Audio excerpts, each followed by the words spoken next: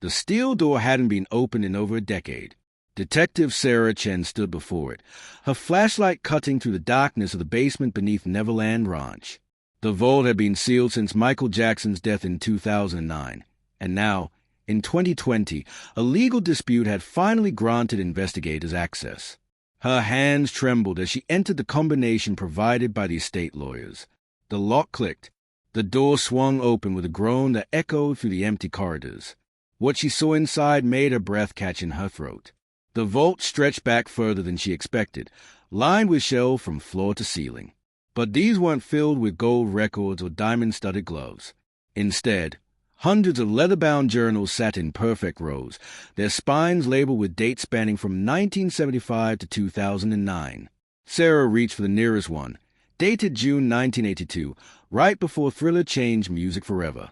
The pages were filled with handwritten notes, musical compositions, and something else entirely, detailed accounts of conversations that Michael claimed to have had with people who were already dead.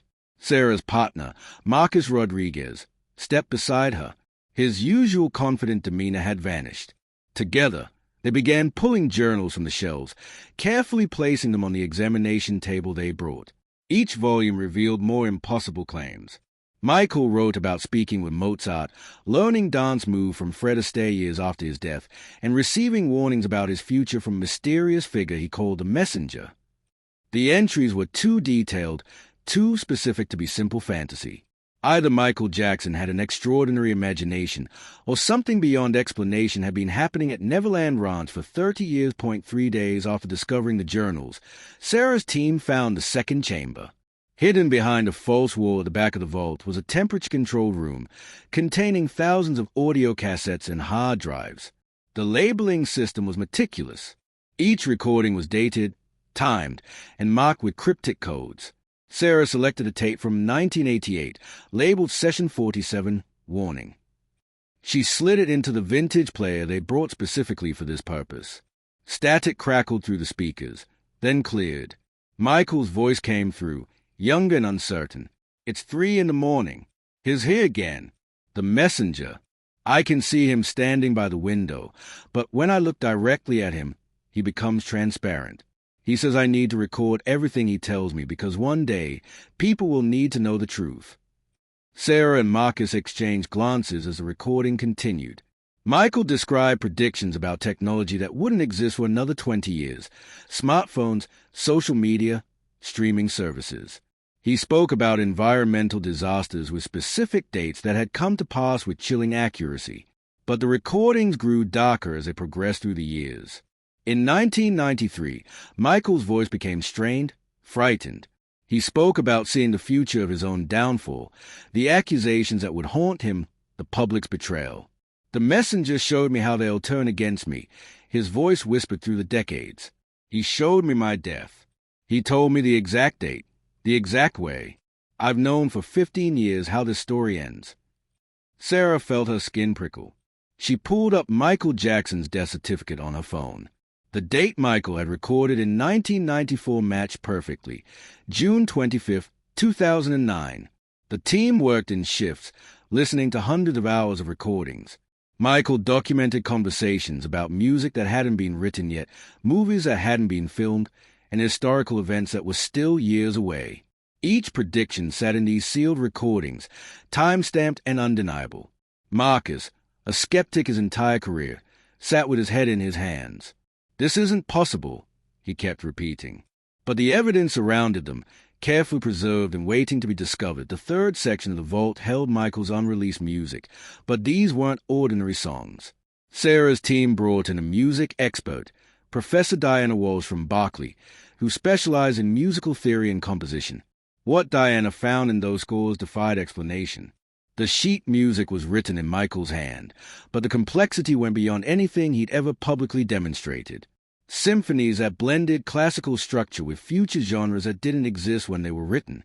Electronic music notation from the 1980s that predicted dubstep, trap, and other styles that wouldn't emerge until the 2010s. But it was the annotations that truly disturbed Diana. Scribbled in the margins were notes like "as Mozart showed me" and the way Beethoven explained it during our session last night. These weren't metaphors or inspirational references. The journals cross-reference these exact meetings with detailed conversations about musical theory, personal struggles, and creative processes. Michael wrote about Mozart's frustration with being misunderstood in his time, about Beethoven's rage against his deafness, about Elvis Presley's regret over his career choices. The detail was encyclopedic, intimate, and seemingly impossible. Diana discovered something else that made international headlines when she presented her findings. Several compositions contained mathematical patterns that matched quantum physics principles not fully understood until years after Michael's death. She brought in physicists who confirmed that buried within the musical notations were equations describing dark matter interactions and quantum entanglement. Michael couldn't have known this information through conventional means. He barely finished high school, had no physics training, yet these scientific principles were woven perfectly into his unfinished symphonies. The team found over 300 unreleased songs, each more complex than the last. Some were clearly meant for this world, pop songs that could have been massive hits. Others seemed designed for something else entirely. One composition, titled Frequencies of the In-Between, came with instructions that it should only be played at specific locations around the world at precise times. Michael had listed coordinates and dates decades in advance. The final date listed was December 21st, 2025. Sarah marked it in her calendar with shaking hands, though she couldn't explain why it felt so important. 6 weeks into the investigation, Sarah found the final journal. Unlike the others, this one was secured in a locked box within the innermost chamber, labeled simply The Truth. Inside were Michael's final entries, written in the weeks before his death. His handwriting was shaky, filled with crossed-out words and urgent underlines.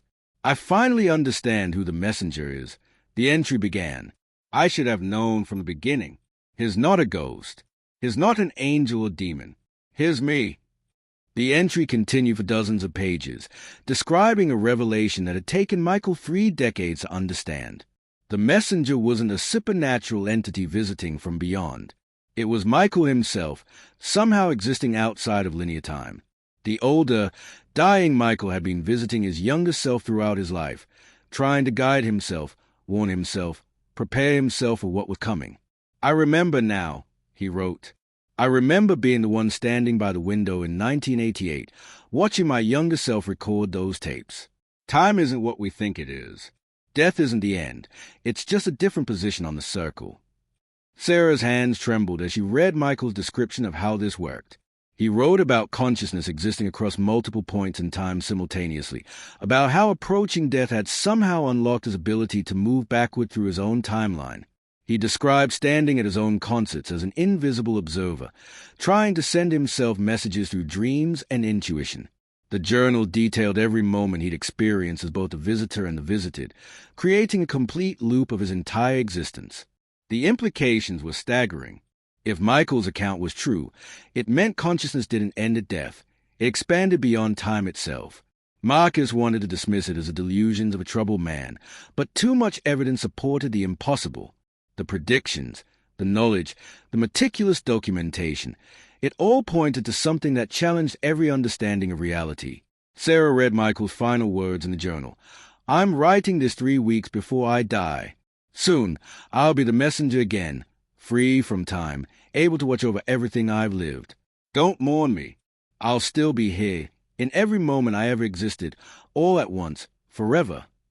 The team's investigation concluded in November 2020, but Sarah couldn't let it go. She kept returning to that final composition, Frequencies of the In-Between, and the specific date Michael had listed, December 21st, 2025. She'd spent months analyzing the coordinates he provided.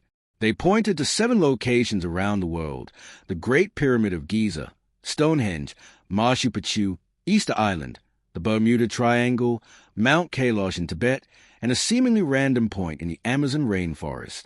Each location was ancient, mysterious, and linked to unexplained phenomena. Sarah contacted researchers at each location, sharing Michael's composition and instructions.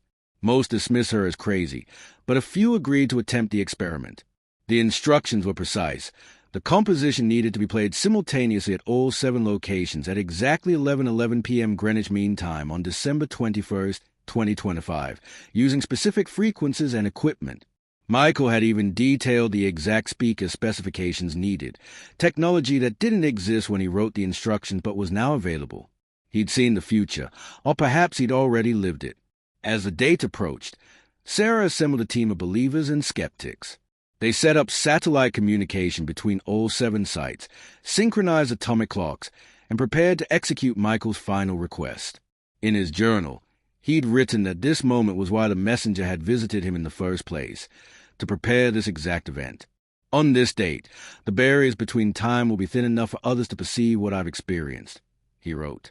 Play the frequencies, and consciousness will ripple across time. People will remember their future selves. They'll understand that death is just a doorway to existing everywhere and everywhen simultaneously. The night arrived. At each location, teams pressed play in perfect synchronization. The composition began, haunting, beautiful, unlike anything Sarah had ever heard. The frequencies seemed to vibrate inside her skull, not through her ears but directly into her mind. And then she saw him, Michael Jackson, standing in the corner of the tent at Giza, looking exactly as he did in 2009, but somehow more real, more present than any living person. He smiled, and she understood. He was showing them what he'd discovered. Time was a circle, not a line. They weren't just observers of existence. They were existence itself, stretched across every moment they'd ever lived or ever would live. When the composition ended 7 minutes later, Michael's image faded. Sarah looked around at her team members. Every single person was crying, though none could articulate why. They'd all seen something, felt something that transcended explanation. In the following days, reports came in from people around the world who'd experienced strange visions, memories of futures they hadn't lived yet, or conversations with deceased loved ones. Michael's vault had contained more than journals and recordings. It had contained proof that consciousness transcends time, that death is just another form of existence, and that Michael Jackson had spent his final decade preparing humanity for this revelation. The king of pop's final performance wasn't a song.